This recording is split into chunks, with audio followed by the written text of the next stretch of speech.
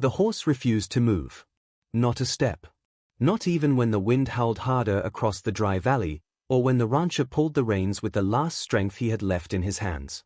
The animal stood frozen at the edge of the ravine, head lowered, ears pinned forward, breathing slow and deep, as if listening to something no human could hear. And in that moment, as the sun sank red and angry behind the hills, the rancher felt a sudden chill crawl up his spine. This wasn't stubbornness. This wasn't fear. This was warning. Because the rancher had already lost almost everything. The land that had been in his family for 3 generations was slipping through his fingers. The bank notices came every month, each one colder than the last. The fences were rotting. The well ran shallow. Half the herd was gone, sold off, one by one, just to keep the lights on. And now, standing there on cracked earth with a horse that would not move, he wondered if this was the moment the last thing he loved would finally break too. His name was Caleb Rowan, and until a few years ago, people in the county called him Unbreakable. Caleb had grown up on this ranch, riding before he could properly walk, learning the land the way some people learn language. His father used to say the soil had a memory, that if you listened long enough, it would tell you where to stand and where to run. But his father was gone now. His mother too. And the land that once felt alive beneath Caleb's boots now felt silent, like it was holding its breath. The horse beneath him was not supposed to be loyal. In fact, most people said the horse was dangerous. The animal had been found years earlier, tangled in barbed wire near the old highway, half-starved and wild-eyed. No brand. No papers. Just scars across his chest and a fire in his eyes that made even experienced handlers step back. Caleb hadn't planned on keeping him. He barely had money to feed the horses he already owned. But something in the way the horse stood his ground, bleeding but unbowed, had struck a nerve. So Caleb brought him home. He named him Ash, for the dark grey coat dusted with white like burned wood. Ash didn't trust easily. He flinched at sudden movements. He hated confinement. 4 months, he wouldn't let anyone near his head. But Caleb never forced him. Never raised a hand. He talked to Ash while fixing fences, while mending saddles, while sitting on the porch late at night, staring at a future that felt thinner every day. Some nights, Ash would stand just beyond the fence, watching him. And somehow, without words, they learned each other.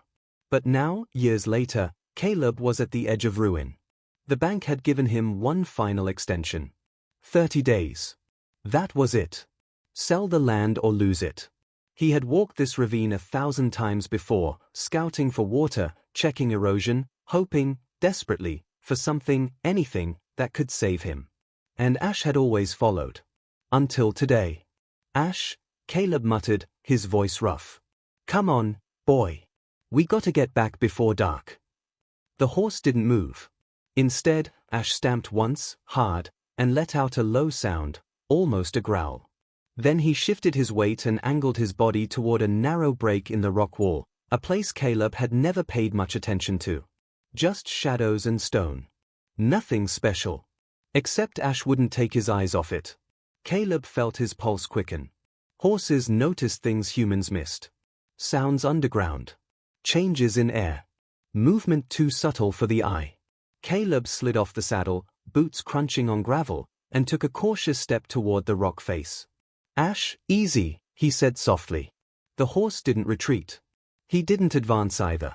He just watched, alert, focused, unwavering. Caleb reached out and touched the stone. It was cooler than the surrounding rock. Damp. That made him freeze. There hadn't been moisture in this area for years. The drought had dried everything. Wells failed. Creeks vanished. Families left. But here, pressed against the cliff, was unmistakable dampness. Caleb leaned closer, brushing dirt away with his fingers. And then he saw it. A hairline crack in the rock, narrow but deep, where a faint trickle of water seeped through. Caleb's breath caught. Water. Not enough to save a ranch. Not yet. But enough to raise a question that hadn't existed before. Enough to spark a dangerous, fragile thing called hope. Behind him, Ash snorted softly, as if to say, I told you. Caleb sank to his knees without realizing it, palm pressed against the stone, heart pounding so hard it hurt. Memories flooded back, His father talking about old springs that used to run through this land, long before modern surveys and maps. Springs that had been buried, redirected, forgotten. Secrets buried for years. Caleb laughed once, a broken sound that surprised even him. He looked back at Ash, really looked at him, and felt something shift in his chest. "You knew," he whispered. "Didn't you?" Ash lowered his head slightly, calm now, patient. Waiting. Caleb didn't know it yet, but this moment, this refusal, this silent warning, was the first crack in the wall that had been closing in on him for years. The first sign that everything he thought was lost might still be buried beneath the surface, waiting for the right moment, and the right horse, to uncover it. And as the wind swept through the ravine and the last light faded from the sky, Caleb Rowan realized that the animal everyone called wild might be the only thing standing between him and losing everything. Caleb didn't sleep that night. The image of damp stone and that thin, stubborn trickle of water replayed in his mind over and over, sharper each time. Every time he closed his eyes, he saw Ash standing rigid at the ravine's edge, refusing to obey, refusing to move, like a guardian planted there long before Caleb ever showed up. By dawn, Caleb was already pulling on his boots. Ash was waiting. The horse stood near the fence line, head high, ears forward, as if he'd known Caleb would come early. That alone sent a quiet shiver through him. Horses lived in the present. They didn't dwell. They didn't plan. And yet Ash felt intentional. "All right," Caleb said softly, grabbing a coil of rope and an old shovel from the barn. "Let's see what you're trying to tell me." As they rode back toward the ravine, the land looked different. Or maybe Caleb was finally seeing it clearly for the first time in years. The soil patterns. The way the grass bent slightly inward near certain rocks. The subtle depression in the ground where runoff used to travel before the drought choked it dry. Signs his father once pointed out with patience and pride, signs Caleb had been too exhausted, too overwhelmed, to notice lately. At the ravine, Ash stopped again. Same spot. Same stance. Caleb dismounted, heart thudding, and began clearing debris from the base of the rock wall. Loose stones tumbled away. Dirt fell in dry clumps. Then, there it was again. Moisture. Darkened earth. A faint but undeniable smell of fresh water. Caleb pressed his ear against the stone. A sound reached him. Low. Rhythmic. Water moving underground. His breath came fast now. This wasn't a coincidence. Springs didn't just appear. They were mapped, recorded, exploited, or sealed off. Unless they'd been hidden. His father's voice echoed in his memory, quiet and distant. Some water doesn't want to be found. Some things get buried on purpose. Caleb stood back and scanned the ravine. Then he saw it, a rusted metal edge half buried near the base of the cliff. Too straight to be natural. Too old to be recent. He knelt, digging with his hands now, fingers trembling as the shape revealed itself. A steel hatch. Bolted into the rock. Weathered. Forgotten. Caleb staggered back, chest tight. "Why would someone hide a spring?" he whispered. Ash shifted beside him, hooves crunching softly. The horse nudged Caleb's shoulder once, gentle but firm, then turned his head toward the ranchland below, as if pointing. Caleb's stomach dropped. He suddenly understood what this could mean, and what it could threaten. Decades earlier, before the big agricultural expansion, before pipelines and legal boundaries were redrawn, water rights were fought over like gold. Springs were diverted. Records disappeared. Land was stolen with paperwork and silence. Caleb's father had always refused to sell to the corporate ranch that bordered their land. They wanted access. They wanted control. And then the drought came. Caleb swallowed hard. If this spring existed, if it was still flowing, then the land wasn't worthless. It was priceless. And someone, somewhere, might already know. By noon, Caleb had called the only person he trusted outside the ranch, Mara Ellis, a former county surveyor who now lived off-grid a few miles away. She arrived with a worn notebook, skeptical eyes, and a caution that hit harder than any warning. "Caleb," she said, crouching near the rock wall, "if this is what I think it is, you need to be careful." She traced the hatch with her fingers, face tightening. "This looks like an old diversion system. Pre-regulation era. If it was deliberately sealed, Whoever did it didn't want it found. Caleb glanced at Ash, who stood calmly nearby, watching Mara like he was measuring her intentions. My horse found it, Caleb said. Mara raised an eyebrow. Of course he did. They worked carefully, loosening the rusted bolts just enough to peek inside. Cool air rushed out, damp and alive. Below them, water shimmered faintly in the darkness. Mara's breath caught. This isn't a trickle. This is a reserve. Hope surged through Caleb, then fear followed right behind it. Because saving the ranch now meant more than money. It meant confrontation.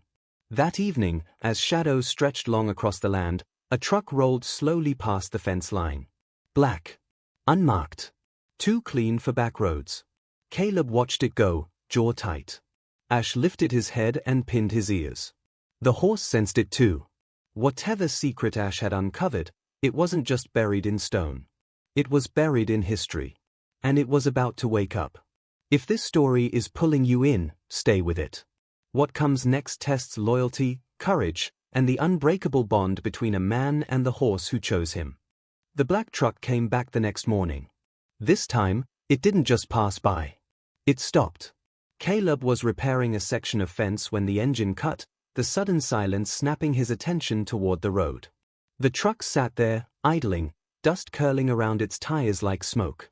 For a long moment, no one got out. Then the driver's door opened, slow and deliberate. A man stepped down. He wore clean boots that had never known mud and a press jacket that didn't belong on ranch land. His eyes moved over the property the way an appraiser studies numbers, cold, measuring, already calculating what could be taken. Ash lifted his head from the pasture and walked toward Caleb, placing himself between the rancher and the stranger without being told. His muscles tightened. His ears flattened. The man noticed. "That your horse?" he asked, voice smooth. Caleb didn't answer right away. "What do you want?" The man smiled, but it didn't reach his eyes. "Name's Harlan Crow. I represent a development group that owns the adjoining land. We've been reviewing old records." Caleb's chest tightened. Old records? Of course. Crow took a few steps closer, stopping only when Ash stamped once and snorted, a warning low in his throat. Crow raised his hands in mock surrender. "Easy. I'm not here to cause trouble." "Then turn around," Caleb said. Crow chuckled. "You and I both know that won't happen. Your ranch is in default. 30 days, right?" He tilted his head. "Must be hard watching everything slip away." Ash shifted closer, shoulder brushing Caleb's side. The contact grounded him. "What are you really here for?" Caleb asked. Crow's gaze flicked briefly toward the hills. Toward the ravine. "Just making sure there are no surprises," he said. The air went heavy. Caleb felt it then, the unspoken truth hanging between them. Crow knew something. Maybe not everything. But enough. "Get off my land," Caleb said quietly. Crow studied Ash for a long moment. "That horse," he said slowly. "He's not branded." "No," Caleb replied. "Figures," Crow muttered. "Unpredictable." Then he smiled again. "We'll be in touch." The truck rolled away, leaving dust and unease behind. That afternoon, Mara returned, breathless and tense. "Caleb, I checked the archives," she said. "Someone altered the water maps in the late 70s. Pages missing. Entire references erased." Caleb ran a hand through his hair. "So the spring was stolen." "Hidden," Mara corrected. "And if it resurfaces legally, it changes ownership rights. Permanently." Ash stood near the doorway, listening.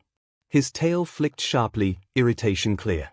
"But if they get to it first," Caleb finished. Mara nodded. "Then you're done." They worked until nightfall, documenting everything. Photos, coordinates, samples. Ash followed them every step, refusing to wander, refusing to rest. At one point, when Caleb leaned too close to the open hatch, Ash grabbed his jacket gently in his teeth and pulled him back, just as a stone broke loose and clattered into the darkness. Caleb stared at him, shaken. "You saved me." Ash released the fabric and snorted softly. "Trust, once given, deepens fast. But danger does too. That night, under a moonless sky, Caleb woke to Ash's frantic whinny. He bolted outside to see headlights cutting across the ravine. Figures moved near the rock wall, too many. Too quiet. They were already there. Caleb ran. Ash followed, fear and fury driving him forward. By the time they reached the ravine, the hatch was open, and water was spilling freely, glinting in artificial light. A man turned, startled. "It's him!" Ash reared, screaming, hooves striking air. The sound echoed like thunder. In that chaos, something snapped. Caleb knew then that this land wasn't just his inheritance. It was a battlefield. And Ash wasn't just a horse. He was the key. The men froze when Ash reared. For a split second, no one moved, not the trespassers, not Caleb, not even the wind. Ash came down hard, hooves slamming into the dirt, muscles coiled, eyes burning with a fury Caleb had never seen before. He wasn't panicking. He wasn't confused. He was defending. Back away from him, one of the men hissed. Harlan Crow stepped forward into the floodlight, hands raised again, that same calm smile carved into his face. "Easy, Caleb," he called out. "No need to make this ugly." Caleb's heart pounded so loudly he could barely hear his own thoughts. The open hatch gurgled beside them, water rushing free now, spilling down the rock face like something long imprisoned and suddenly released. "You broke onto my land," Caleb said, voice shaking with controlled rage. "You tampered with my property." Crow sighed, as if disappointed. Property is a flexible term when history gets complicated. Ash lunged a step forward, teeth snapping the air. Crow flinched despite himself. "Keep that animal under control," Crow snapped. Caleb didn't move. "He's doing exactly what he's supposed to." Crow's eyes hardened. "You don't understand what you're dealing with. That water never belonged to your family." Caleb stepped closer to the hatch, boots soaked now. "Then why was it hidden?" Silence answered him. That was all Caleb needed. Sirens broke the night. Mara's voice cut through the chaos as sheriff's trucks bounced into view, red and blue lights washing the ravine in harsh color. "Caleb! Get back!" Crow turned sharply. "You called this in?" Mara didn't hesitate. "Illegal excavation. Trespassing. Water diversion. Pick one." The men scattered, some running, others raising their hands. Crow stood still, calculating, then slowly backed away. "This isn't over," he said quietly to Caleb.